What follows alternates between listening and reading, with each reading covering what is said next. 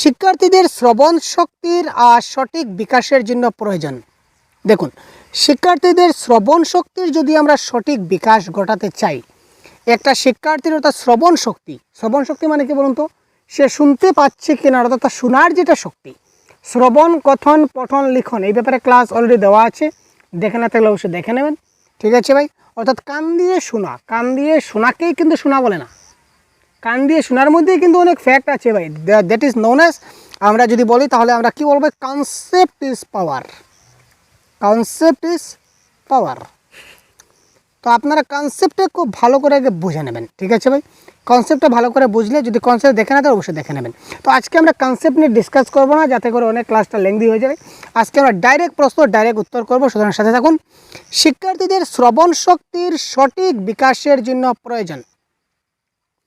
শিক্ষণ প্রক্রিয়ায় শিক্ষার্থীদের বক্তৃতা, আলোচনা না উপরের সবকটি। এখানে আলোচনা দুবার হয়ে গেছে, আলোচনা আমরা একটা কেটে দিয়েছি। আচ্ছা ঠিক আছে, ধরে নিন একটি।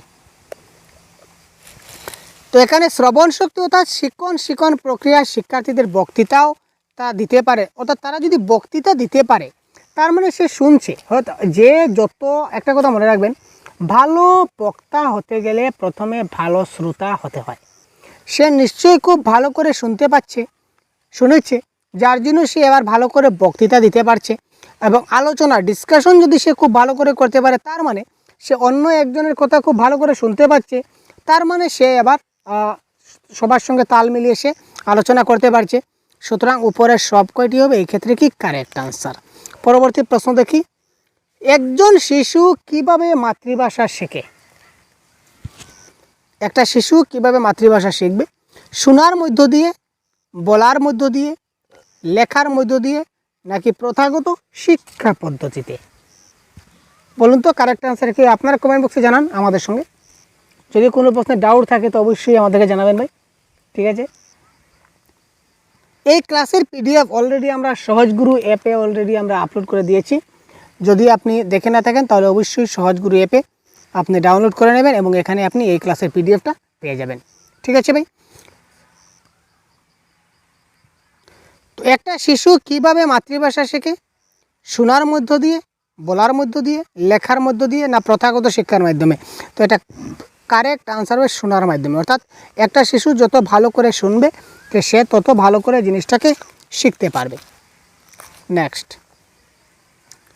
শিক্ষার্থীরা সঠিক উচ্চারণ করছে কিনা না সেটা কোন পাঠের দ্বারা বোঝা যায়? খুব তাড়াতাড়ি কমেন্ট করুন ভাই।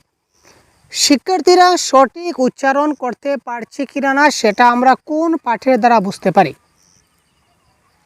নীরব পাঠ, সমবেত পাঠ, সরব পাঠ, নাকি ধারণা পাঠ? সঠিক নীরব পাঠ মানে কি? নীরব পাঠ মানে সে মনে মনে চুপচাপ পড়ছে।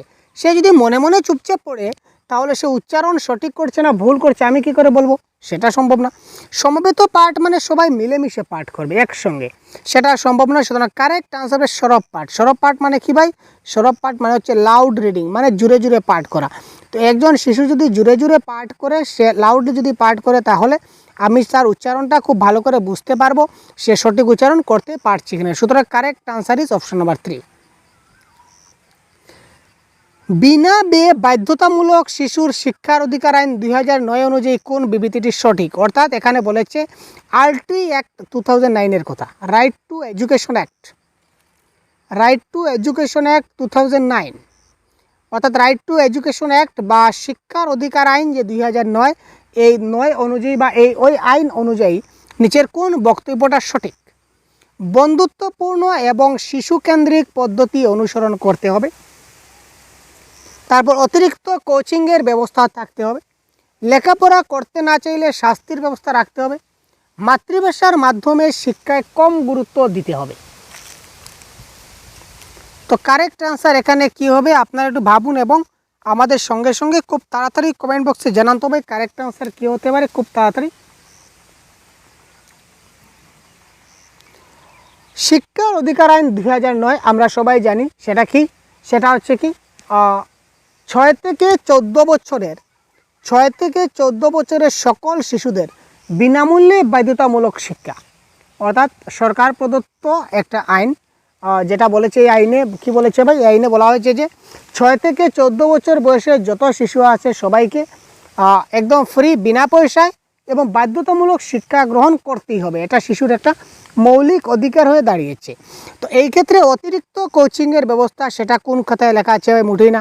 আর এখানে বলেছে শাস্তি, সেটা মানসিক শাস্তি, শারীরিক শাস্তি, কোনো ধরনের শাস্তি সেখানে অ্যাপ্লাই নয়, সেটা ক্যান্সেল। মাতৃভাষার মাধ্যমে শিক্ষায় বেশি গুরুত্ব দিতে হবে, এখানে কম গুরুত্ব দিয়েছে ভাই, সেটাকে চাং ভাই, এটাকে চাং, মনে কেচাং করে কেটে দিন। তো কারেক্ট আনসার কি হচ্ছে, যেহেতু 3টা অপশন আমরা কেটে দিলাম, তো কারেক্ট আনসার অপশন নাম্বারে বন্ধুত্বপূর্ণ এবং শিশু কেন্দ্রিক পদ্ধতি অনুসরণ করতে হবে। বন্ধুত্বপূর্ণ এবং শিশু কেন্দ্রিক পদ্ধতি অনুসরণ করতে হবে, এটা হবে এই ক্ষেত্রে কি কারেক্ট আনসার। নেক্সট দেখি, আদর্শ পাঠের একটি গুণ হলো, আদর্শ পাঠের একটা গুণ কি, কোনো কিছু পড়তে পারা, কোনো কিছু লিখতে পারা, কোনো কিছু শুনতে পারা, অর্থ উপলব্ধি করতে পারা। আদর্শ পাঠ, আদর্শ পাঠ মানে কি, কোয়েশ্চন নাম্বার 5। আদর্শ পাঠ মানে হচ্ছে কি, অর্থাৎ আমি একটা জিনিস পাঠ করলাম, রিডিং করলাম, তো রিডিং করার পর আমি মানে হোয়াট ইজ পঠন, এবার যদি আপনাকে বলি হোয়াট ইজ পঠন বা হোয়াট ইজ রিডিং, এক কথায় আপনি কি বলবেন, আপনি কি বলবেন, পঠন মানে কি, হোয়াট ইজ পঠন বাই হোয়াট ইজ রিডিং। আমরা সবাই জানি হোয়াট ইজ রিডিং কি, রিডিং মানে কি, একটা জিনিস দেখে দেখে পড়ে নিলাম, শেষ হয়ে গেল, কিন্তু আসলে না ভাই, আসলে এটা রিডিং নয়। রিডিং মানে কোনো একটা জিনিস পাঠ করে, ওই যে যতটুকু আমি পাঠ করলাম বা পড়লাম তার অর্থ কি বলেছে, তার অর্থটা যদি আমি খুব ভালো করে বুঝতে পারি তাহলে সেটাই হচ্ছে পঠন। আর কোনো একটা জিনিস পড়ে যদি তার অর্থ আমি বুঝতে না পারি তাহলে সেটা কিন্তু রিডিং হলো না।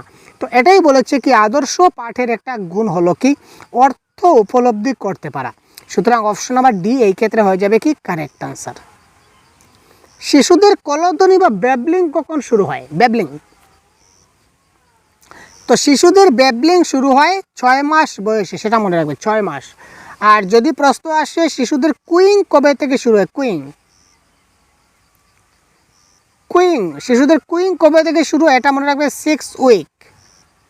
অথবা প্রশ্ন আছে পরে জানি না, যদি ব্যাবলিং প্রশ্ন আসে তাহলে হবে 6 মাস, আর যদি কুইং আসে তাহলে এটা হবে 6 সপ্তাহ, এটা মাথায় রাখুন। নেক্সট, ভাষা শিক্ষার ক্ষেত্রে ব্যাকরণের প্রধান উপযোগিতা কি, গুরুত্বপূর্ণ প্রশ্ন। ভাষা শিক্ষার ক্ষেত্রে গ্রামারের প্রধান উপযোগিতা কি বা ব্যাকরণের প্রধান উপযোগিতা কি। সূত্রগুলি উদাহরণ সহ সূত্রগুলি অনুধাবন এবং প্রয়োগ করা, পাঠ্যক্রমের সঙ্গে মিলিয়ে ব্যাকরণ শিক্ষা দেওয়া, সূত্রগুলি মুখস্থ করা, ব্যাকরণের ব্যবহারিক প্রয়োগ শিক্ষা করা। ব্যাকরণের যেটা উপযোগিতা রয়েছে এটা কারেক্ট আনসার কি, কোয়েশ্চন নাম্বার 7।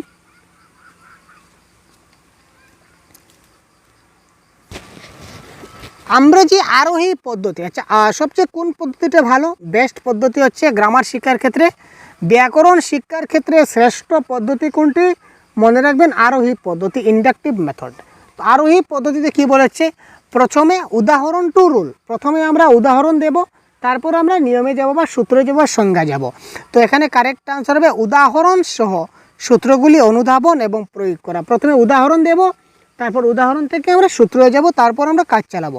সুতরাং option number A is the right answer. শিক্ষার্থীদের বাচন দক্ষতার চূড়ান্ত উন্নতির জন্য তাদের কোন সুবিধাটি প্রদান করা উচিত। শিক্ষার্থীদের বাচন দক্ষতার চূড়ান্ত উন্নতির জন্য তাদের কোন সুবিধাটি প্রদান করা উচিত, আদর্শ সিডি শোনার, ভাষা ব্যাকরণ ভাষা গঠন বিশ্লেষণ করা, না দুরূহ পাঠ করা, নাকি বাস্তব জীবনে অধিক কথা বলার সুযোগ করে দেওয়া। কারেক্ট আনসার কোনটি হবে, কোয়েশ্চন নাম্বার 8। খুব তাড়াতাড়ি ভাই,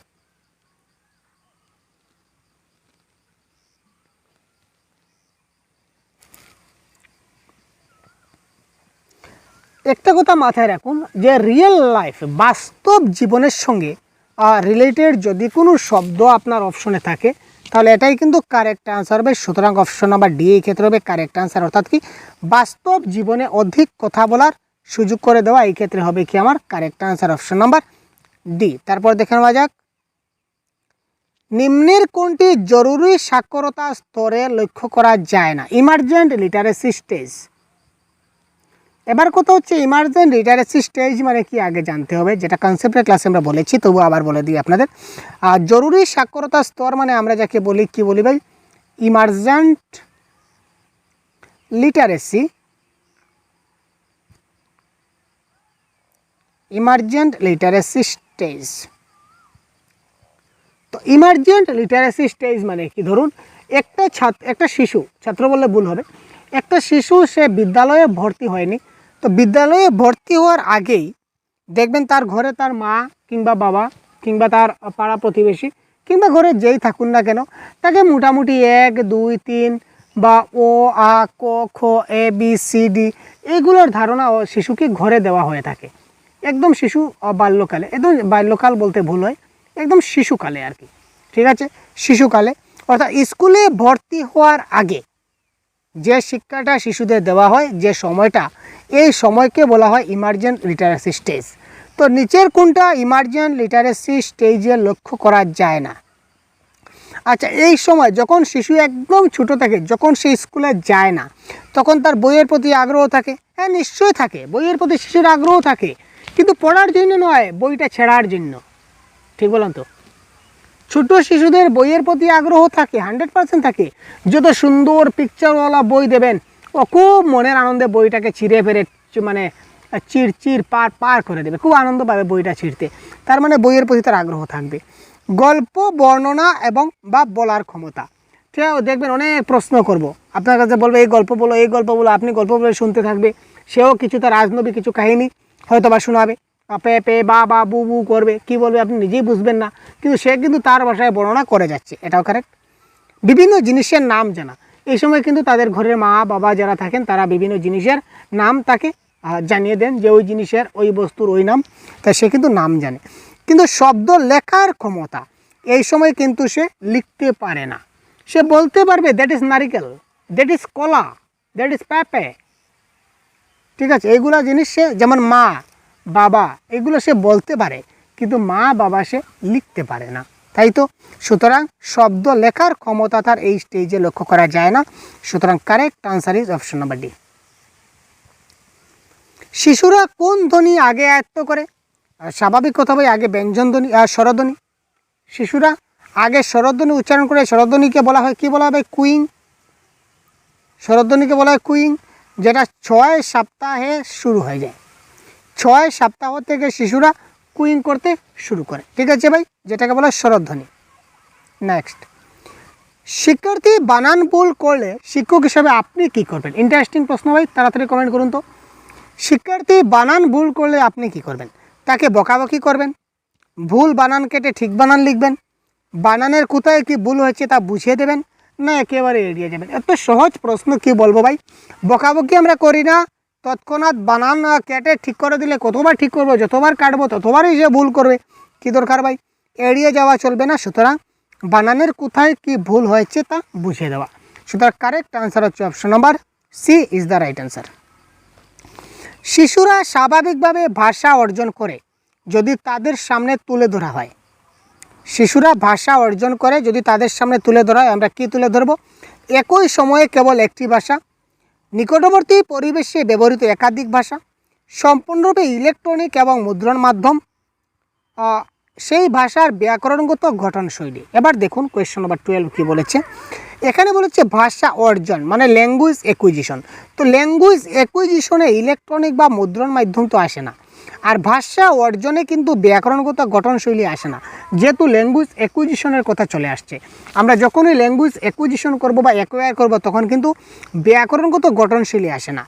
আর একই সময়ে কেবল একটি ভাষা, সেটাও কেবল আছে, সুতরাং সেটা হবে না। কারেক্ট আনসার নিকটবর্তী পরিবেশে ব্যবহৃত একাধিক ভাষা। অর্থাৎ একটা শিশু যদি তার, অর্থাৎ ধরে নিন এজ ফর এক্সাম্পল যদি আমরা বলি যে একটা শিশু সে তার বাংলা ভাষা তার মাতৃভাষা, সেটার অ্যাকোয়ার ল্যাঙ্গুয়েজ, কিন্তু তার পাড়া প্রতিবেশী যদি অন্য ভাষাভাষী হয়, অ্যাসামিস ভাষার যদি হয় বা অন্য কোনো ভাষাভাষীর হয়, সে তাদের পাড়া প্রতিবেশীর কথাটা শুনে শুনে সেই সেকেন্ড ল্যাঙ্গুয়েজটাও সে কিন্তু তার ভাষা অর্জন করে নিতে পারবে। সুতরাং নিকটবর্তী পরিবেশে ব্যবহৃত একাধিক ভাষা হবে এক্ষেত্রে কারেক্ট আনসার। একজন শিক্ষার্থী কোনো প্রশ্নের উত্তর জানা সত্ত্বেও ঠিকমতো বলতে পারছে, এটা জানা হবে। একজন শিক্ষার্থী কোনো প্রশ্নের উত্তর তার জানা রয়েছে কিন্তু সে বলতে পারছে না, ঠিকমতো বলতে পারছে না। এটা তার কী ধরনের অসঙ্গতি? প্রকাশমূলক অসঙ্গতি, গ্রহণমূলক অসঙ্গতি, নাকি প্রকাশ এবং গ্রহণ দুইটাই অসঙ্গতি, নাকি ভাষা ব্যবহারের ভুল? কারেক্ট আনসার কী হবে? কোয়েশ্চন নাম্বার 13, খুব তাড়াতাড়ি বলুন, খুব তাড়াতাড়ি ভাই। কোয়েশ্চন নাম্বার 13,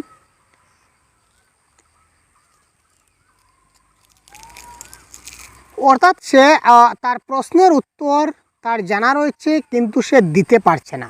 তার মানে সে কী করতে পারছে না? প্রশ্নের উত্তর জানি কিন্তু সে কী করতে পারছে না? প্রকাশ করতে পারছে না, সে ডেলিভার করতে পারছে না। সুতরাং এটা হবে কি? এক্সপ্রেস করতে পারছে না। সুতরাং এটা হচ্ছে এক্সপ্রেসিভ ডিসঅর্ডার বা প্রকাশমূলক অসঙ্গতি। নেক্সট, শিক্ষার্থীর বাচিক ধারণাকে সুস্পষ্ট করার জন্য, বাচিক ধারণা মানে কি? বাচিক মানে হচ্ছে তার স্পিকিং স্কিল। কেউ হয়তো কথা বলে, তার কথাটা পরিষ্কার নয়, তো তার সেটা কথন যেটা বলেছে, তার কথা বলা, এটাকে পরিষ্কার করার জন্য, ক্লিয়ারভাবে সে যদি কথা বলতে চায়, তো তার জন্য তাকে কি করা দরকার? ব্যাকরণ জ্ঞানের প্রয়োজন, ছন্দ জানার প্রয়োজন, ভাষা জ্ঞানের প্রয়োজন, নাকি শব্দ ভাণ্ডার বৃদ্ধির প্রয়োজন? কোয়েশ্চন 14।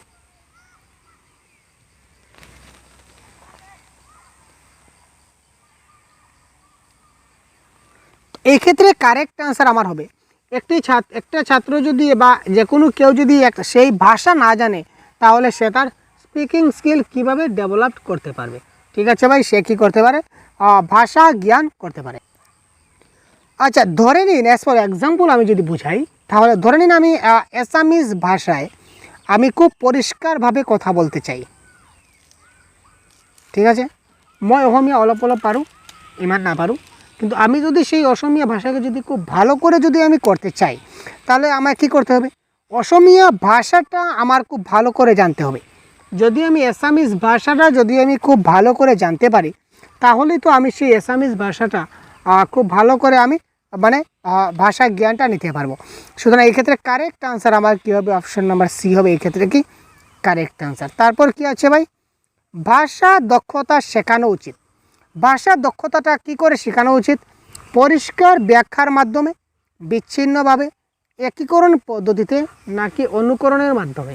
তো এই ক্ষেত্রে কারেক্ট আনসার হবে আমার কোয়েশ্চেন 15। এটা কারেক্ট আনসার হবে অপশন নাম্বার সি, একীকরণ পদ্ধতিতে। মানে কি? ভাষার দক্ষতা, কয়টা ভাষার দক্ষতা আছে ভাই? 4টা, LS আর W। জানুন তো আপনারা, L মানে হচ্ছে লিসেনিং মানে শ্রবণ, S মানে হচ্ছে স্পিকিং মানে কথন, R মানে হচ্ছে রিডিং মানে পঠন, আর W মানে রাইটিং মানে লিখন। অর্থাৎ প্রত্যেকটা জিনিস একটির সঙ্গে একটি রিলেট আছে, শোনা, বলা, পড়া এবং লেখা। অর্থাৎ চারোটিকে একসঙ্গে মিলিয়ে মিশিয়ে আমাকে কী করতে হবে? দক্ষতাকে ইমপ্রুভ করতে হবে। একটা ছাত্র সে পড়তে পারে কিন্তু সে লিখতে পারে না, সে শুনতে পারে কিন্তু সে বলতে পারে না, তার মানে তার ভাষার দক্ষতাটা হলো না।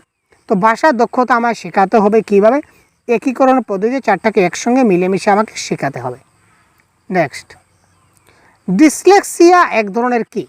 মানসিক রোগ, শারীরিক রোগ, নাকি শিক্ষণ অক্ষমতা, নাকি মানসিক অক্ষমতা? জানা আছে আপনাদের, তবুও বলে রাখি, তাড়াতাড়ি বলুন তো। ডিসলেক্সিয়া এক ধরনের, সেটা কি? তো dyslexia, dysgraphia, dyscalculia, Afajia, dysphasia, এই সবগুলো হচ্ছে এক একটা শিক্ষণ অক্ষমতা। তো ডিসলেক্সিয়া, ডিসগ্রাফিয়া, ডিসক্যালকুলিয়া থেকে প্রশ্ন আসবে আপনাদের, আমি আপনাদের ক্লাস কন্ডাক্ট করে দেব।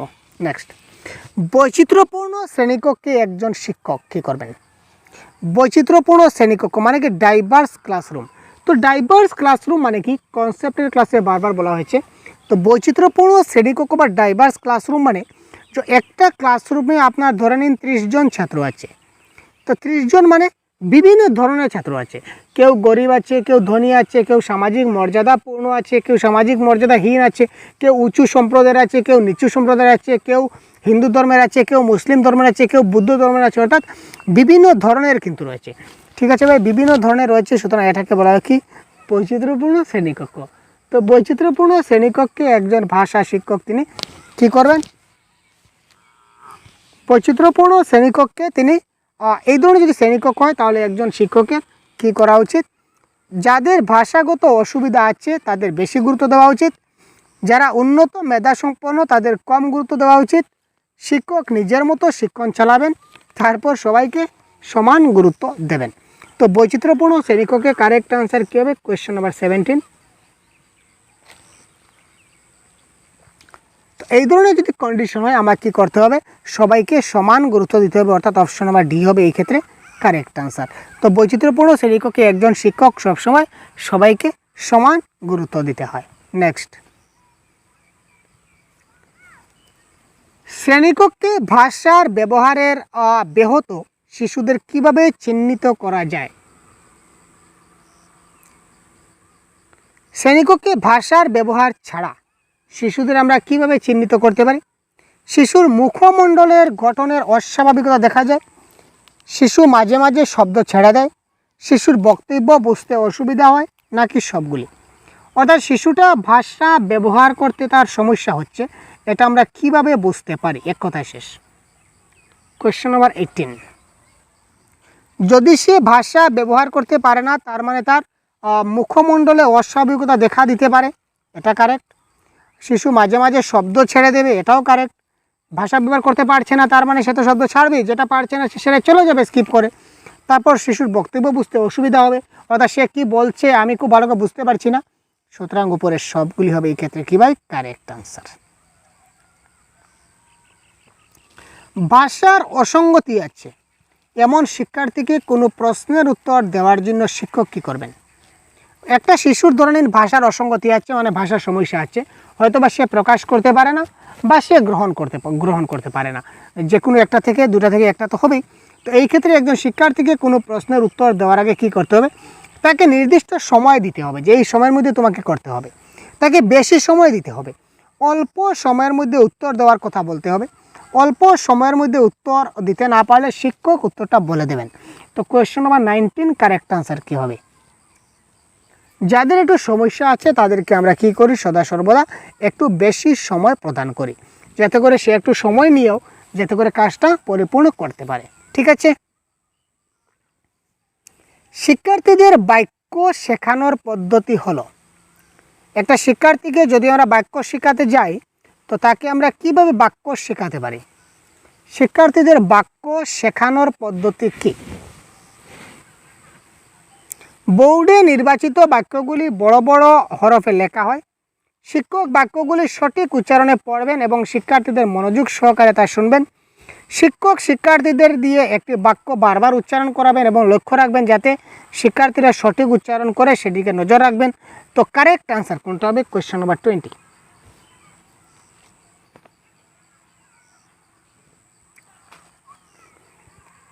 বাক্য শেখানোর পদ্ধতি হচ্ছে কি? বোর্ডে নির্বাচিত বাক্যগুলা বড় বড় করে লিখে দেব যাতে করে সে শুনতে পারে, এটাও কারেক্ট। শিক্ষক বাক্যগুলি সঠিক উচ্চারণে পড়বেন এবং শিক্ষার্থীরা মনোযোগ সহকারে তা শুনবে, এটাও হবে কি? কারেক্ট।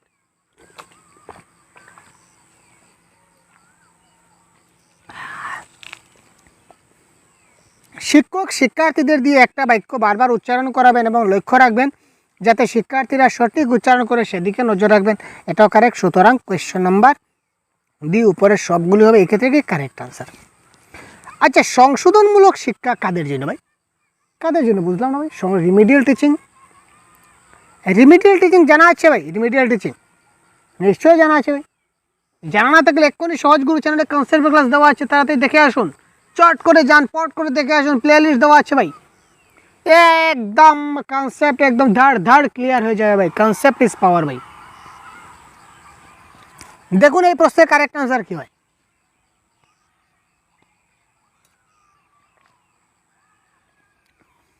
কাদের জন্য সংশোধনমূলক শিক্ষণের ব্যবস্থা করা হয়, মানে রিমিডিয়াল টিচিং আমরা কাদের করাই?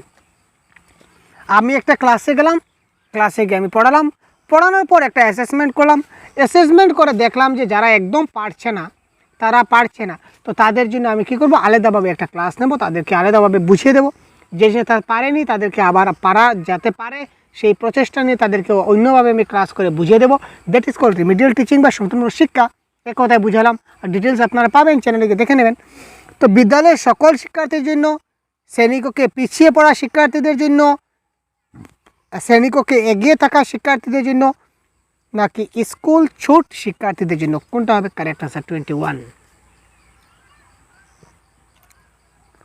কাদের জন্য সংশোধনমূলক শিক্ষণের ব্যবস্থা করা হয়? এই যে বললাম, যারা আমার শ্রেণীকক্ষে পিছিয়ে রয়েছে, ঠিক আছে, যারা ঠিকঠাকভাবে আনসারগুলো করতে পারছে না, বা আমি যে অ্যাসেসমেন্ট করলাম, তো অ্যাসেসমেন্ট করে দেখলাম যে ওই ছাত্রগুলো পিছিয়ে রয়েছে, তারা এই কনসেপ্টটা ভালো করে বুঝতে পারেনি, তো তাদের জন্য আমি আবার রিমেডিয়াল টিচিং দিয়ে দিলাম। তো that is called option number B is the right answer. একটি ভাষা শিক্ষার ক্ষেত্রে নিম্নলিখিতর মধ্যে কোনটি সবচেয়ে বেশি গুরুত্বপূর্ণ? টিএলএমের ব্যবহার, সামাজিক মেলামেশা, বই পড়া, সিনেমা বা নাটক বা সিনেমা দেখা। কারেক্ট আনসার কোনটা হবে? একটি ভাষা শিক্ষার ক্ষেত্রে নিম্নলিখিতের মধ্যে কোনটি সবচেয়ে বেশি গুরুত্বপূর্ণ? Question number 23। ভাষা শেখার ক্ষেত্রে সবচেয়ে বেশি গুরুত্বপূর্ণ হচ্ছে সামাজিক মেলামেশা, সোশিয়াল ইন্টারেকশন। আমরা যত বেশি মানুষের সঙ্গে মেলামেশা করব, তত বেশি ভাষা শিক্ষা লাভ করতে পারবো, তত আমাদের বেশি আমরা কি করতে পারবো ভাই? জ্ঞান লাভ করতে পারবো। সুতরাং অপশন নাম্বার বি হবে এই ক্ষেত্রে কি কারেক্ট আনসার। নেক্সট দেখি, প্রথম শ্রেণীর ছাত্রদের ভাষা শিক্ষণের জন্য নিচের কোনটি সর্বোৎকৃষ্ট বিষয়? প্রথম শ্রেণীর ছাত্রদের যদি আমরা ভাষা শেখাতে চাই, তাহলে নিচের কোনটা সবচেয়ে ভালো বিষয় হবে? আমার দেশ, যানবাহন, আমার পরিবার না আমার বিশ্ব? Question number 24। শিশুরা জন্মের পরই কি দেখতে পায় বলুন তো? শিশুরা জন্মের পরই তার মা বা বাবাকে দেখতে পায়, তাই তো?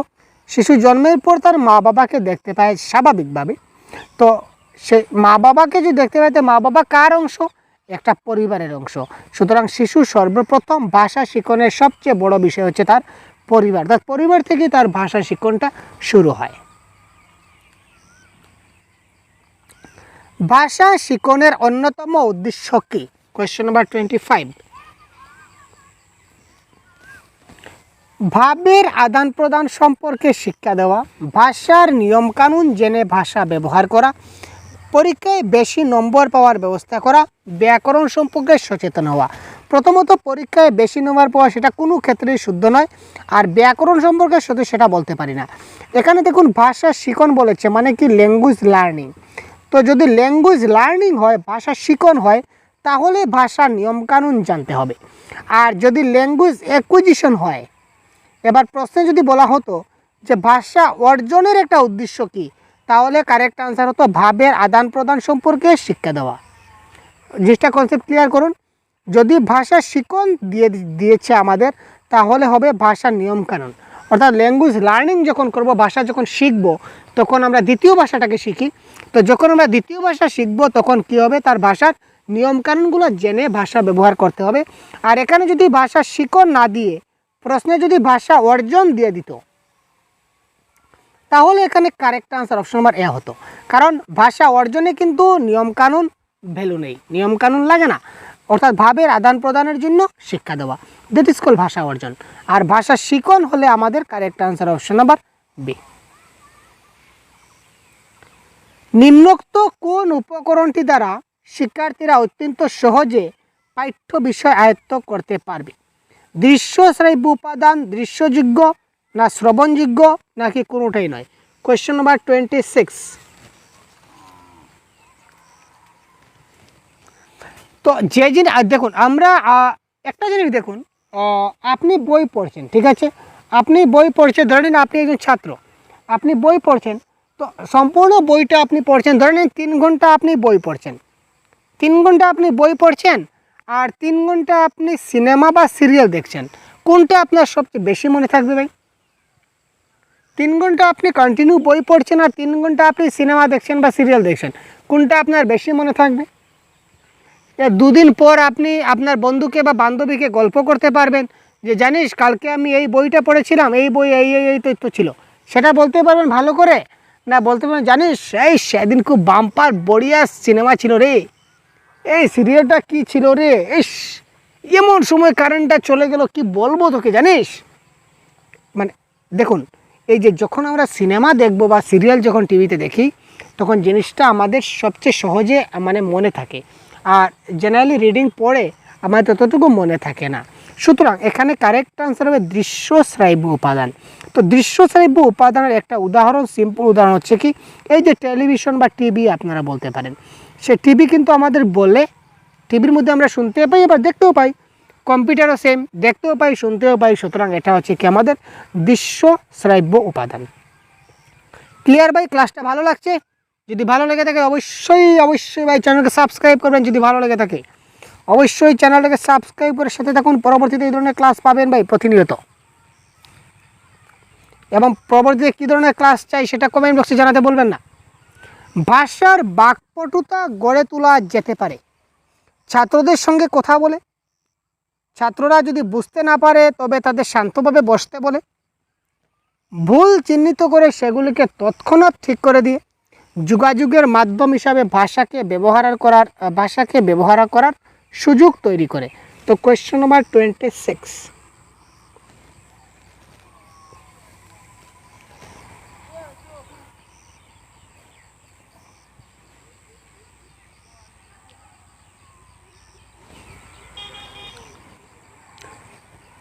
ভাষার বাকপটুতা। তো বাকপটুতা মানে কি? বাকপটুতা মানে শিশুটা কথা বলতে পারছে না বা ভাষা ব্যবহার করতে তার সমস্যা হচ্ছে। তো তার মানে এখানে সে যদি ছাত্ররা বুঝতে না পারে তাহলে তুমি কিছু বুঝতে পারছো না, তুমি শান্তভাবে বসো, এটা করলে কি আমাদের শিখন হবে? কখনোই না। সুতরাং সেটা কেটে দিন। আর ভুল চিহ্নিত করে তৎক্ষণাৎ আমরা ঠিক করে দিই না ভাই, একটু পর যখন তার আফটার কমপ্লিটেড, তার যখন শেষ হয়ে যাবে তখন আমরা কি করব? ঠিক করে দেব।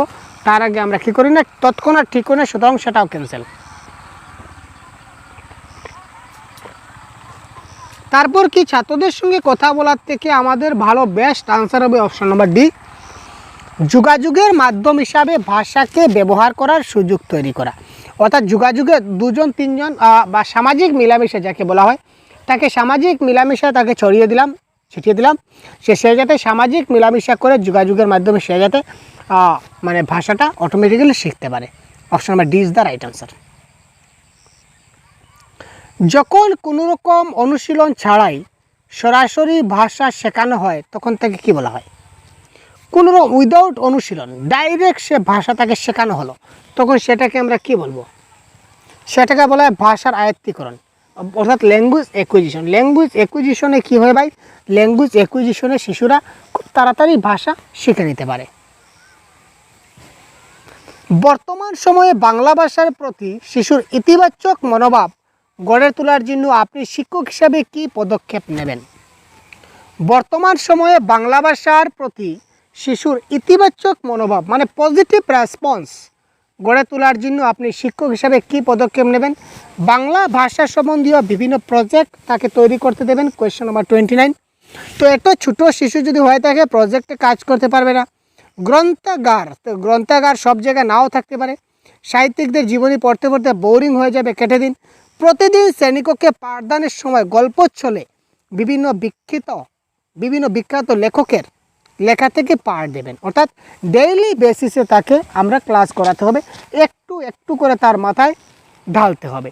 ক্ষুদ্র ক্ষুদ্র বৃষ্টি সমুদ্রের সৃষ্টি, তাই তো? মৌমাছি ইটো ফুলের পরা অলপ, হিটু ফুলের পরা অলপ অলপ মৌ সংগ্রহ করে এটা বিরাট মৌচাক সাজে। ঠিক তেনেদৰে আমি ল'ৰা ছোৱালীবোৰেও কি কৰিব লাগে? ইটো ভিডিঅ'ৰ পৰা অলপ, ইটো ভিডিঅ'ৰ পৰা অলপ, ইটো কিতাপৰ পৰা অলপ অলপকৈ এটা বিৰাট এটা কনচেপ্ট আমাৰ মাজত বিল্ড কৰিব লাগে, যাতে আমি এক্সামটো ভালদৰে কোৱালিফাই কৰিব পাৰোঁ, নহয়নে? তো সুতরাং কারেক্ট আনসার আমাদের হচ্ছে কি option number C is the right answer. তো গল্প ছলে আমাদের কাজ করতে হবে, মজার ছলে ভাই, গল্প ছলে। নেক্সট, ব্যাকরণ শিক্ষণে নিচের কোনটি সর্বাপেক্ষা কার্যকরী পদ্ধতি? ব্যাকরণ শিক্ষণে নিচের কোনটি সর্বাপেক্ষা কার্যকরী পদ্ধতি? আমরা যখন ব্যাকরণ শেখাই তো ব্যাকরণ শেখানোর সময় কোনটা আমাদের সবচেয়ে ভালো পদ্ধতি? কোয়েশ্চন নাম্বার 30 কে বলেছে, দেখুন। উদাহরণের সাহায্যে ব্যাকরণের নিয়মাবলী শিখন, পাঠ্য বিষয়ে অনুবাদের সময় ব্যাকরণের নিয়মাবলী শিখন।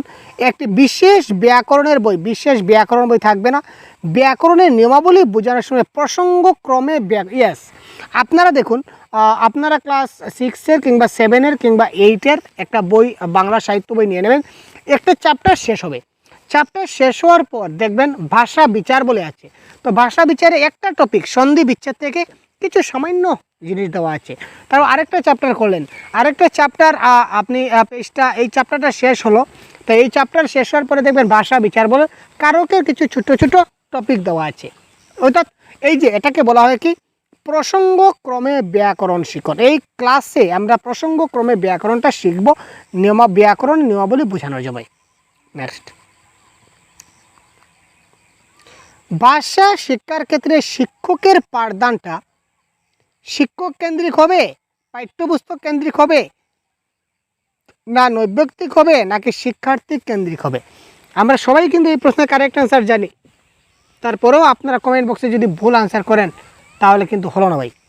ভাষা শিক্ষার ক্ষেত্রে শিক্ষকের পাঠদানটা কী ধরনের হওয়া চাই? এটা আমাদের কি হবে? শিক্ষার্থী কেন্দ্রিক হবে। কারণ বর্তমানে চাইল্ড সেন্ট্রিক ক্লাসরুম, ঠিক আছে, চাইল্ড সেন্ট্রিক ক্লাসরুমে আমাদের যেটা শিক্ষকের পাঠদানটা সবসময় চাইল্ড সেন্ট্রিক হবে, শিশুরা যা চায় তাই হবে। নেক্সট, ভাষা শিক্ষণের ক্ষেত্রে একজন শিক্ষক, এবার অপশন দেখি, কেবল তার শিক্ষণের দিকে নজর দিবেন। Question number 32। ও বাবা, কেবল দেখা মাত্র কেটে দিন প্যাডাগজির ভাষায়, বারবার বলছি ভাই। কেবল এই ধরনের কিছু পজিটিভ কিছু নেগেটিভ ওয়ার্ড আছে, এইগুলো দেখে যাবেন পরীক্ষার সময়, কাজে লাগবে। এই পজিটিভ নেগেটিভ ওয়ার্ডগুলি আপনার মহামন্ত্রের মতো কাজ দেবে ভাই। এটা মূল মন্ত্র, মনে রাখুন, এটা হচ্ছে আপনার মন্ত্র ভাই। কেবল মাত্র, মুখস্থ করা, কণ্ঠস্থ করা, গলস্থ করা, নাকস্থ করা, কানস্থ করা, অনুগয়া, দেখে দেখে লিখে নেওয়া, কপি পেস্ট করা, এই শব্দগুলো যখন পাবেন তখনই আপনি কেটে দেবেন ভাই। ঠিক আছে ভাই? নোট নেওয়া, ব্ল্যাকবোর্ডে স্যার লিখলেন, আমি ব্ল্যাকবোর্ড থেকে কপিতে নোট ডাউন করলাম, সেগুলো নেগেটিভ টার্ম। এই টার্মগুলো জেনে যান, পাবেন সহজগুরু চ্যানেলে সব পাবেন, আপনারা দেখে নিন। ঠিক আছে, যদি লাগে, যদি খুঁজে পাননি তো আমাদের বলবেন, আমরা ডাইরেক্ট লিঙ্ক পাঠিয়ে দেবো, নতুবা নতুন করে আপনাদের ভিডিও বানিয়ে দেবো। টেনশন কেন করছেন ভাই? টেনশন নেই ভাই, শুধু দেখতে থাকুন বা পরীক্ষা ভালো নম্বর নিতে থাকুন, আমাদেরকে সাথে থাকুন। শিক্ষার্থীর মনস্তত্ত্ব সম্পর্কে জানাবেন। ভাষা শিক্ষণের ক্ষেত্রে মনস্তত্ত্ব, কোয়েশ্চন নাম্বার 32। না ডাউট লাগছে ভাই?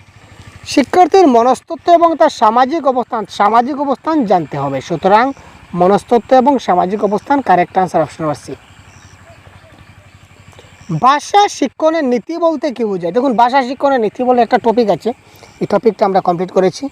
তো কোয়েশ্চন নাম্বার 33,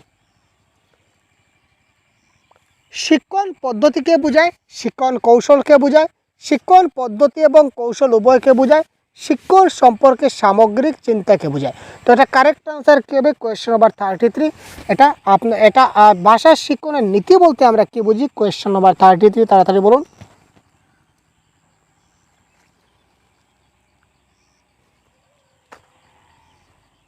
এটা কারেক্ট অ্যান্সার কী হবে আপনারা অবশ্যই কমেন্ট বক্সে জানাবেন, আমরা বলছি না, ঠিক আছে? কারণ কনসেপ্টের কাজ অলরেডি দেওয়া আছে, এই প্রশ্নের কারেক্ট অ্যান্সার আপনারা অবশ্যই জানাবেন। যে ভাষা দক্ষতাকে গ্রহণমূলক দক্ষতা বলা হয়। গ্রহণমূলক মানে কি? Receptive skill. দুইটা স্কিল আছে, একটা হচ্ছে রিসেপটিভ স্কিল, একটা হচ্ছে প্রোডাক্টিভ স্কিল। তো রিসেপটিভ স্কিলকে বলা হবে গ্রহণমূলক, আর প্রোডাক্টিভ স্কিলে আরেকটা নাম হচ্ছে কি? Expressive skill. যেটা বাংলা আকারে যদি বলি তাহলে বলবো গ্রহণমূলক, আর এটাকে যদি বাংলায় বলি তাহলে বলবো কি? প্রকাশমূলক। তো গ্রহণমূলক দক্ষতা হচ্ছে দুই প্রকার। কী কী ভাই? শ্রবণ এবং পঠন। আমরা যখন কিছু পড়ছি, যখন কিছু আমরা পাঠ করছি, তখন সেই জিনিসটা আমরা কি করছি? যখন আমরা লিসেনিংটা দেখি, মানে শ্রবণ, লিসেনিংটা শ্রবণ। যখন আমরা কোনো কিছু শুনছি, তার মানে সেটা আমি রিসিভ করছি। যখন আমি কিছু পড়ছি, সেটার থেকেও আমি রিসিভ করছি। আর যখন আমি কিছু লিখছি, তার মানে আমি প্রকাশ করছি, আমার মনের ভাবটা আমি লিখিত আকারে প্রকাশ করছি, তার মানে রাইটিং। স্পিকিং মানে আমি যখন কথা বলছি তখন আমার কথাটা অন্যজনের কাছে আমি আমার কথাগুলো প্রকাশ করছি। সুতরাং এখানে দেখুন, শ্রবণ এবং পঠন হলো আমার কি? Question number 34। শ্রবণ এবং পঠন হচ্ছে গ্রহণমূলক, আর কথন এবং লিখন হচ্ছে প্রকাশমূলক। কথন এবং লিখন, এখানে অপশনে নেই কথন লিখন। কথন লিখন হবে কি? প্রকাশমূলক। জেনে রাখুন। ভাষা শিক্ষার ক্লাসের 4টি ভাষা দক্ষতা অখণ্ডভাবে শেখাতে হবে, আলাদাভাবে শেখাতে হবে। প্রথমে শ্রবণ এবং পঠন শেখাতে হয়, প্রথমে শ্রবণ এবং কথন শেখাতে হয়। কোয়েশ্চেন নাম্বার 35 আগে বলেছিলাম একীকরণ পদ্ধতিতে। ভাষার দক্ষতা কিভাবে হয় ভাই? ভাষার দক্ষতা হয় একীকরণ পদ্ধতি, মানে একসঙ্গে, অর্থাৎ অখণ্ডভাবে শেখাতে হবে। ভাষা দক্ষতা, ভাষা শিক্ষার ক্লাসের 4টা ভাষা দক্ষতা কি কি? শ্রবণ, কথন, পঠন এবং লিখন। লিসেনিং, স্পিকিং, রিডিং এবং রাইটিং। এই সবগুলিকে অখণ্ডভাবে মানে একসঙ্গে মিলেমিশে এটাকে বিভক্ত না করে আমাকে কী করতে হবে? শেখাতে হবে। ভাষা শিখন শিক্ষার্থীর কাছে কি হবে? ব্যাকরণের জ্ঞান অর্জনে সহায়ক হবে, ব্যবহারিক ও অর্থপূর্ণ হবে, ভাষা ও সাহিত্যের পারদর্শী হওয়ার ক্ষেত্রে সহায়ক হবে, ভাষা ও সাহিত্যে বেশি নম্বর পাওয়ার ক্ষেত্রে সহায়ক হবে। কারেক্ট আনসার কোনটি হবে? Question number 36। ভাষা শিখন শিক্ষার্থীদের কাছে যাতে ব্যবহারিক এবং অর্থপূর্ণ হয় সেই দিকে আমাকে নজর দিতে হবে। ভাষা শিক্ষণের অন্যতম নীতি 37। ভাষা শিক্ষণের অন্যতম নীতি হচ্ছে কি ভাই? অজানা থেকে জানা। না ভাই, অজানা থেকে জানা যায় না। আমরা কোথায় যাই? জানা থেকে অজানা যাই। আমরা সবসময় প্রিন্সিপাল অফ টিচিংয়ে যদি যাই তাহলে আমরা দেখব নন টু আননোন, জানা থেকে অজানায় যাব। দুটি জানা বিষয়ের মধ্যে সম্পর্ক খোঁজা মোটেই না, আর খুঁজে দরকার নেই। জানা বিষয় থেকে অজানা বিষয় যাওয়া, এটা হবে কারেক্ট আনসার। শিক্ষণকে অর্থপূর্ণ করে তুলতে হলে কি করতে হবে? 38। শিক্ষার্থীর প্রয়োজন এবং মূল্যবোধের সঙ্গে সামঞ্জস্য রেখে শিক্ষা দিতে হবে। Yes, that is correct. শিক্ষার্থীর কি প্রয়োজন, সে কী চাচ্ছে, তার মন কী চাচ্ছে, সে কীভাবে কী করে শিখবে। অর্থাৎ একজন শিক্ষার্থী আমার যদি চায়, দেখুন ভাই ভালো করে বোঝার চেষ্টা করুন, আমার শিক্ষার্থীর মন যদি এখন পড়াশোনায় না বসে, অর্থাৎ বাইরে 10 জন খেলাধুলা করছে, তাকে একা আমি যদি ক্লাসরুমে বসে শিক্ষা দিতে থাকি, 1000 শিক্ষা দিলেও সে আর জীবনে এটা শিখতে পারবে না।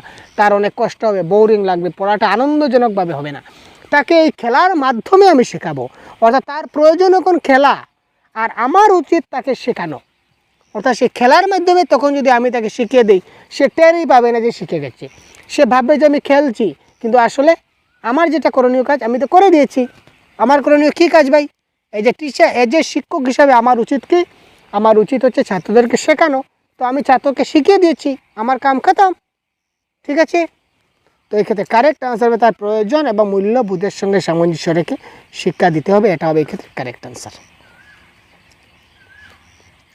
ব্যবহারিক এবং অর্থপূর্ণ শিক্ষণের জন্য একজন শিক্ষক কী করবেন? ব্যবহারিক এবং অর্থপূর্ণ শিক্ষণের জন্য একজন শিক্ষক কী করবেন? 39। শিক্ষার্থীর অভিজ্ঞতালব্ধ বিষয় থেকে শুরু করবেন, শিক্ষার্থী জানে না এমন বিষয় থেকে শুরু করবেন, পাঠ্যপুস্তক থেকে শুরু করবেন, শিক্ষার্থীদের সঙ্গে আলোচনা করে শুরু করবেন। দেখুন, ব্যবহারিক এবং অর্থপূর্ণ শিক্ষণ প্রশ্নটা কী বলেছে দেখুন। আমরা যখন ক্লাসটা স্টার্ট করব তখন আমরা সবাই জানি, যখন আমরা ক্লাস স্টার্ট করি তখন আমরা কোথা থেকে শুরু করি?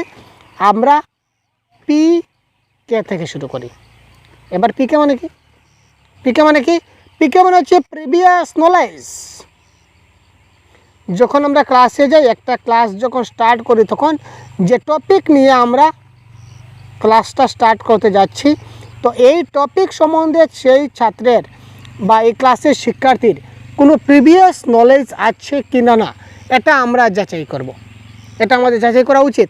সুতরাং আমরা প্রিভিয়াস নলেজ থেকে ক্লাসটা স্টার্ট করি, তার মানে এখানে অভিজ্ঞতা লব্ধ বিষয়তে সে জানে না এমন বিষয়, তার মানে প্রিভিয়াস নলেজ আসছে না।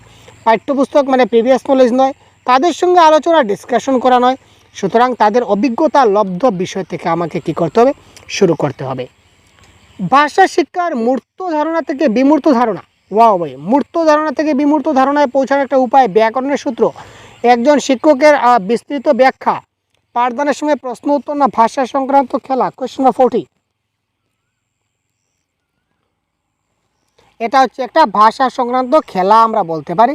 আর মূর্ত থেকে বিমূর্ত ধারণার যেটা পদ্ধতি, তার নাম হচ্ছে আরোহী পদ্ধতি, ইন্ডাকটিভ মেথড। শিক্ষার্থীদের জানা আছে এমন একটি বিষয়ের উপর ভিত্তি করে শিক্ষক কোনো অজানা বিষয়ের শিক্ষা দেবেন। এজন্য একজন শিক্ষক কী করবেন? দেখুন, একটা শিক্ষার্থীর জানা আছে, অর্থাৎ আমরা নন টু আননোনে যাব। শিক্ষার্থীর যা জানা আছে তার উপর ভিত্তি করে আমরা অজানা তথ্য দিকে যাব, অজানা একটা শিক্ষা তাকে দেব, অর্থাৎ নন টু আননোনে যাব। তো এক্ষেত্রে শিক্ষক কী করবেন? অ্যাজ পার অপশন আমরা দেখে নিই কী বলেছে। Question number 41। জানা বিষয় থেকে কিভাবে অজানা বিষয়ে যেতে হয় সে সম্পর্কে তাত্ত্বিক আলোচনা। বারে ভাই তাত্ত্বিক আলোচনা কেন করব, খেটে দিন না। আগে থেকে শিক্ষক একটি লেসন প্ল্যান তৈরি করবেন। হ্যাঁ, লেসন প্ল্যান করতে পারেন, করলে ভালো হয়। নেক্সট দেখি, জানা বিষয় এবং অজানা বিষয়ের মধ্যে কোথায় কোথায় মিল আছে সেটি শিক্ষক দেখিয়ে দেবেন, সেটা হবে না। শ্রেণীকক্ষে পরীক্ষার ব্যবস্থা করবেন, পরীক্ষা নেগেটিভ ওয়ার্ড, সেটা সম্ভব নয়। তো কারেক্ট আনসার, আগে থেকেই একটা লেসন প্ল্যান তৈরি করবেন। তো লেসন প্ল্যান তৈরি করলে তিনি জানা বিষয় থেকে অজানা বিষয় সেই লেসন প্ল্যান অনুযায়ী গেলে ওনার কোনো কষ্ট হবে না, উনি বিন্দাস যেতে পারবেন। তো কারেক্ট আনসার হচ্ছে অপশন নাম্বার বি। ভাষার গঠন প্রকৃতি শেখানোর সময় একজন শিক্ষক আর কি শোনাবেন? ভাষার ব্যবহারিক দিক, শব্দভাণ্ডার, ধ্বনি, বর্ণ, শব্দ, সেই সময় কোনো কিছু শেখাবেন না। একজন শিক্ষক যখন তিনি ভাষার গঠন শেখাবেন, এই ভাষার গঠন শেখানোর সময় তিনি কি আর কিছু শেখাতে পারেন? 42 না। একটা ভাষার গঠন তিনি শেখাচ্ছেন, তার মানে তিনি ভাষার গঠনই এখন শেখাবেন, সেই সময় অন্য কিছু শেখাতে পারবেন না। যদি শেখান তাহলে কি হবে, একসঙ্গে যদি আমরা 2, 3, 4, 5টা কাজ যদি নিয়ে নেই তাহলে একটা কাজেই আমরা সাকসেস হতে পারবো না। এক সময় আমাদের মাইন্ড একটাই কাজ করে, যদিও সাবকনসিয়াস মাইন্ডে অনেকগুলো চলে, কিন্তু কনসিয়াস মাইন্ডে আমরা এক সময় একটা কাজই করতে পারি। তাই আমাদের উচিত এক সময় আমরা যাতে একটি কাজই করি। নেক্সট,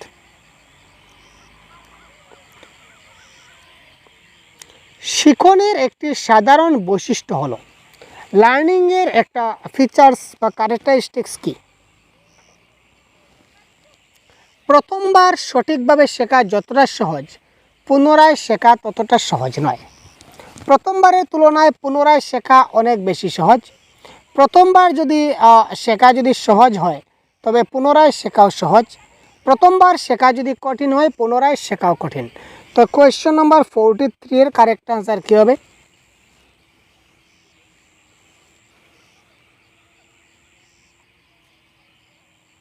একটু ভাবুন এবং কারেক্ট আনসার কি কমেন্ট বক্সে বলুন ভাই। এত সহজ প্রশ্ন ভাই, আমি কী করে বলি? আপনারা বলুন। আপনার জন্য আগে একটা প্রশ্ন রেখেছিলাম, এবার এই 43 প্রশ্ন আপনার জন্য রাখছি। আপনাদের জন্য আমরা মধ্যে মধ্যে 1-2টা প্রশ্ন রাখি যাতে করে আপনারা একটু চিন্তা করতে পারেন, কারণ সবগুলো আনসার যদি বলে দিই তাহলে আপনারা চিনতে পারছেন না। আর কমেন্ট বক্সে আমরা এই আনসারগুলো পিন করে দেবো, আপনারা পেয়ে যাবেন। ব্যাকরণ শিক্ষায় আবিষ্কার তত্ত্ব মানে কি? গ্রামার শিক্ষায় আবিষ্কার তত্ত্ব মানে কি? জানা বিষয় থেকে অজানা বিষয়ে যাওয়া, শিক্ষার্থীরা নিজের দ্বারা ব্যাকরণের নিয়ম খুঁজে নেওয়া, অবরোহী দৃষ্টিভঙ্গির মধ্য দিয়ে নতুন ব্যাকরণ শিক্ষা, আরোহী দৃষ্টিভঙ্গির মধ্য দিয়ে নতুন ব্যাকরণ শিক্ষা। 44। তো দেখুন, আবিষ্কার তত্ত্ব মানে আবিষ্কার মানে ডিসকভারি। তো ডিসকভারি কখন হবে? যখন কেউ কিছু খোঁজাখুঁজি করবে তখনই না ডিসকভারি হবে। তো কারেক্ট আনসার, শিক্ষার্থীরা নিজের দ্বারা ব্যাকরণের নিয়মাবলী তারা খুঁজে বের করবে। ঠিক আছে ভাই, বোঝা গেল? ভাষা শিক্ষায় ব্যাকরণের ভূমিকা কি? 45।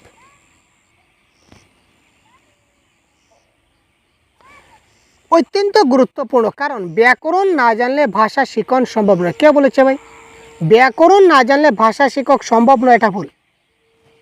ঠিক আছে, মানা যায় যে ব্যাকরণ হলে ভাষাটা একটু ভালোভাবে বলা যায়, এটা বলতে পারি, কিন্তু ভাষা শেখা যায় না এটা বলতে পারি না, এটা ক্যান্সেল। ব্যাকরণের কোনো ভূমিকা নাই না, ব্যাকরণের কোনো ভূমিকা নেই, নিশ্চয়ই আছে, কেন থাকবে না? ব্যাকরণের ভূমিকা তো আছে ভাই। ঠিক আছে, ভাষা নয় ব্যাকরণের জন্য ব্যাকরণ শিক্ষা না। তো correct answer option number C, ভাষা শিক্ষার একটা সহায়ক উপাদান হিসাবে ব্যাকরণ শিক্ষা গ্রহণ করা। ইয়েস, আমরা ভাষা জানি, ভাষা পারি, যদি ব্যাকরণটা যদি আমরা পারি, যদি আমরা জেনে যাই, তাহলে ভাষাটাকে আরও ভালোভাবে আমরা কী করতে পারবো? উপস্থাপন করতে পারবো, এই ভাষায় আরও বেশি করে জ্ঞান অর্জন করতে পারবো। সুতরাং কারেক্ট আনসার হবে এখানে অপশন নাম্বার সি। ভাষার গঠন প্রকৃতি শেখানোর সময় প্রাথমিক পর্যায়ের শিক্ষার্থীদের কি করা উচিত? ভাষার গঠন প্রকৃতি শেখানোর সময় প্রাথমিক পর্যায়ে শিক্ষার্থীদের কি করা উচিত? যখন আমরা ভাষার একটা গঠন প্রকৃতি শেখাই, তো সেই গঠন প্রকৃতি শেখানোর সময় প্রাথমিক পর্যায়ে শিক্ষার্থীদের কি করা উচিত? ভাষার একাধিক গঠনে প্রকৃতি সম্বন্ধে ধারণা দেওয়া উচিত, ভাষার যে কোনো একটা গঠন সম্বন্ধে ধারণা দেওয়া উচিত, প্রচলিত রীতির উপর দেওয়া উচিত। সেটা কারেক্ট আনসার হবে 46।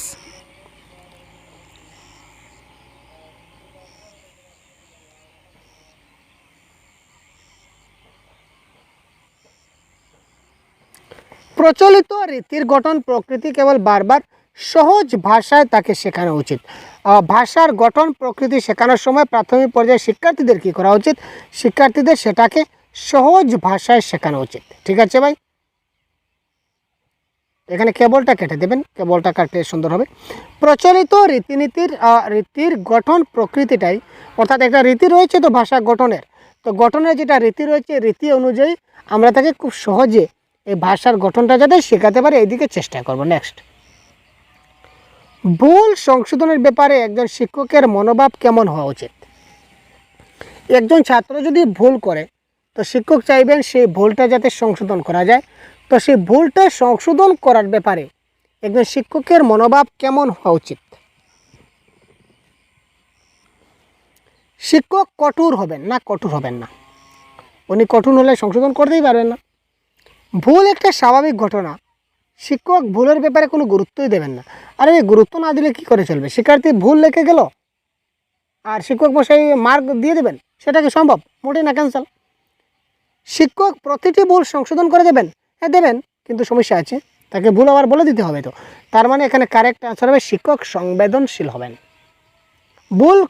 ভুল শুধরে দেবেন, কিন্তু তারপর আবার বুঝাবেন যে তোমার ওই জায়গাতে ভুল আছে, তুমি ওই জিনিসগুলা ঠিক করে নাও। ঠিক আছে, আমি কলকাতা যাচ্ছি এবং আমি আগামীকাল কলকাতা যাচ্ছি, এই দুই বাক্যের মধ্যে মিল কোথায়? আমি কলকাতা যাচ্ছি আর আমি আগামীকাল কলকাতা যাচ্ছি, এই দুটো বাক্যের মধ্যে মিল কোথায়? দুটি বাক্যের গঠন প্রকৃতি কিন্তু এক। দুইটা বাক্যের গঠন প্রকৃতি কিন্তু এক, এটা মাথায় রাখুন। বাক্যের যেটা গঠনের প্রকৃতিটা এক। শ্রেণীকক্ষে শিক্ষকের অন্যতম একটা কর্তব্য, শ্রেণীকক্ষে শিক্ষকের অন্যতম একটা কর্তব্য কি? যারা পিছিয়ে আছে তাদের বেশি করে বলার সুযোগ দেওয়া, যারা এগিয়ে আছে তাদের বেশি করে বলার সুযোগ দেওয়া, গড়মানের শিক্ষার্থীদের বেশি করে বলার সুযোগ দেওয়া, মোটেই না। সবাইকে সমান বলার সুযোগ দেওয়া, মোটেই না ভাই। আমরা সবাইকে সমান সুযোগ দিতে হয় আমাদের, কাউকে বেশি কাউকে কম আমরা দিতে পারি না। একজন শিক্ষক হিসাবে উচিত ক্লাসরুমে আমরা সবাইকে যাতে সমানভাবে গুরুত্ব দেই, সবাইকে সমান শেখার সুযোগ করে দেই। সুতরাং option number D is the right answer. কোনো একটি ভাষা শেখার ক্লাসে শিক্ষার্থীরা যদি উৎসাহ না পায় তাহলে একজন শিক্ষক কি করতে পারেন? কোনো একটি ভাষা শেখার ক্লাসে শিক্ষার্থীরা যদি উৎসাহ না পায় তাহলে একজন শিক্ষক কী করতে হবে? অর্থাৎ ক্লাসে যদি শিক্ষার্থীরা মজা না পায় তাহলে একজন শিক্ষক মজা দিতে হবে, তাই তো? শিক্ষার্থীর মৃদু বকতে পারেন, গল্প করতে পারেন, সেদিনের মতো পাঠদান বন্ধ করতে পারেন, ভাষা সংক্রান্ত খেলার সুযোগ করে দিতে পারেন। কোয়েশ্চেন নাম্বার 50, আমরা কি করব? শিক্ষার্থীরা মজা পাচ্ছে না, শিক্ষার্থীর মজা পাওয়ার একটা নিনজা টেকনিক হচ্ছে গেম। চলো আজকে আমরা একটা গেম খেলি, কেমন? আমরা আজকে একটা গেম করি, ভালো লাগবে? সব রাজি তো? শিক্ষার্থীরা দেখবেন লাফিয়ে উঠবে, হ্যাঁ স্যার, হ্যাঁ স্যার, হ্যাঁ স্যার, রাজি। তার মানে ভাষা সংক্রান্ত একটা খেলার সুযোগ করে দিতে পারেন, তাহলে তারা মনোযোগ তাদের বাড়বে এবং তারা জিনিসটা শিখতে পারবে। ঠিক আছে ভাই, তো এই ছিল আমাদের আজকের ক্লাস। আর এই আজকের ক্লাসের সম্পূর্ণ আনসার কি, তো এই ধরনের ক্লাস আপনারা প্রতিদিন পাবেন আমাদের চ্যানেলে। তো আপনারা যদি এখনই নতুন হয়ে থাকেন তা এখনই আপনার চ্যানেলকে সাবস্ক্রাইব করে সাথে থাকুন এবং পরবর্তীতে কী ধরনের ক্লাস চাই সেটা অবশ্যই আমাদের জানাতে ভুলবেন না। তো ভালো থাকবেন, সুস্থ থাকবেন, আমাদের সঙ্গে থাকবেন এবং আপনাদের কমেন্টের উপর ভিত্তি করে আমরা পরবর্তী ক্লাসগুলো কন্ডাক্ট করব। সুতরাং আপনারা একটু ভালো কমেন্ট করবেন যাতে করে আমরা একটু অনুপ্রাণিত হই, উৎসাহিত হই, আপনাদের কি প্রয়োজন সেটা বুঝতে পারি। তো আপনারা অবশ্যই কমেন্ট করবেন, সেই রিকোয়েস্টটা থাকলো। ভালো থাকবেন, জয় হিন্দ।